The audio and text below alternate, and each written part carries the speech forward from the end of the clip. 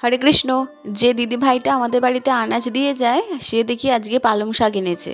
আমি ভেবেছিলাম হয়তো সে কিনে এনে বিক্রি করছে, পরে নিজে থেকেই বলে যে আমি চাষ করেছি।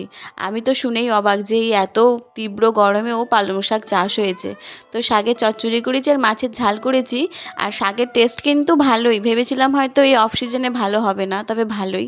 এই টবটা এই জায়গাটায় ছিল, তোমরা যে দেখেছিলে ধুতরা ফুল, ধুতরা গাছ আর তোমার অপরাজিতা গাছ, ঠিক এই জায়গাতেই ছিল।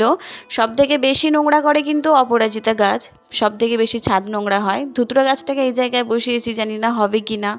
তো এই যে দেখো, অপরাজিতা গাছটা কিন্তু অনেক দিনের। আমি ডাল ভেঙে দিতাম, আবার তা থেকে নতুন ডালপালা বের হয়ে ফুল হতো।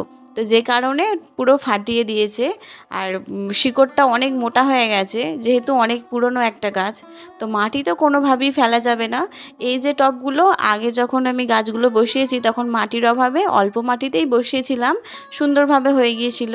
তবে আজকে যখন ওই মাটিগুলো তো ফেলা তো যাবে না, সেজন্য যে টবগুলোয় মাটি কম ছিল সেগুলোতে আবার নতুন করে দিচ্ছি। গাছের গোড়া সবসময় পরিষ্কারই থাকে, তবে এই বৃষ্টি হওয়াতে আবার নতুন করে হয়েছে, সেগুলো পরিষ্কার করে নিলাম। ঝাড় দিতে গিয়ে দেখি এই গাছটা, একে দেখে আমার একটা কথাই মনে হয় যে যত্নেতে কোনো জিনিস ভালো হয় না, কিছু কিছু জিনিস অযত্নতেই ভালো। এখন শীত পড়েনি তো এরা হুড়মুড়িয়ে বেরোচ্ছে, শীতের সময় একবার শুধু দেখবে কি নাজেহাল অবস্থা।